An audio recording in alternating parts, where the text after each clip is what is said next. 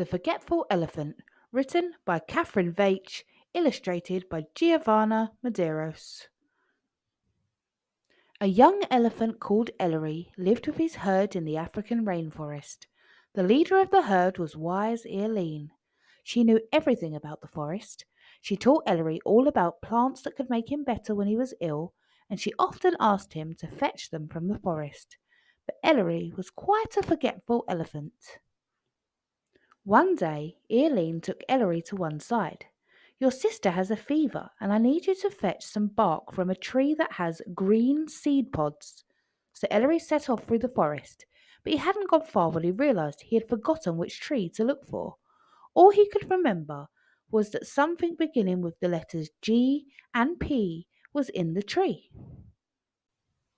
It must be the tree over there with the grey parrot, said Ellery, but the bark was hard to pull off. Can I help you? Asked an okapi called Olala. Ellery explained his problem, and Olala easily pulled off some bark with her long tongue. Ellery thanked Olala and took the bark to Eileen. But oh dear, the bark was from the wrong tree. Ellery, how can you be so forgetful? The next day, Ellery's baby brother had toothache, so Eileen needed some special fruit from the forest. It's rough and knobbly, she said. Ellery set off to fetch the special fruit. However, once again he forgot what he was sent to get. I think I need to find a rough, knobbly shoot, he said, and looked around for one. This must be it, said Ellery, but the shoot was hard to tug out of the soil. He didn't notice he had an audience of bonobos. Ellery pulled and pulled until at last the shoot was out. Splat! Ellery landed in a muddy pool. Ha ha! What's so funny? Ellery glared at the bonobos and set off back to his herd. I asked you to get fruit, not a shoot, said Eileen. How are you going to survive in the forest when you grow up and leave the herd? She asked. Whoops. A few days later, Eileen had a tummy ache, so she sent Ellery on another errand.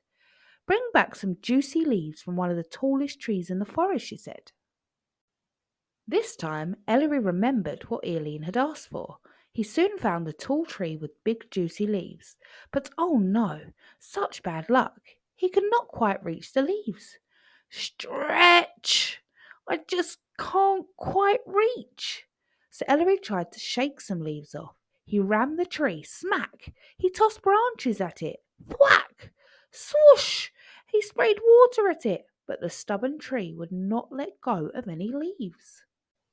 Who's shaking my tree? Asked an angry colobus monkey called Cam. I'm so sorry, said Ellery. Eileen had always taught him to be polite to strangers. He explained that he just wanted a few leaves. Here, take these. But all the shaking of the tree had woken a leopard, and it was creeping towards Cam. Ellery remembered that Eileen had told him to keep away from leopards. Leopard, run! Ellery had warned Cam just in time. She leapt onto the next tree, and the next after that, dropping Ellery's leaves as she went. The leopard could not catch her. Ellery was fast too, but the leopard was chasing him. I must warn the herd, he gasped. He remembered that he could send them a message by drumming his feet on the ground. Thump, thump, thump, thump went Ellery's feet. In the distance, the herd felt the ground shake and picked up the message. As Ellery safely reached her, Eileen flapped her ears and raised her trunk. Quick, Ellery, get behind me! Rah!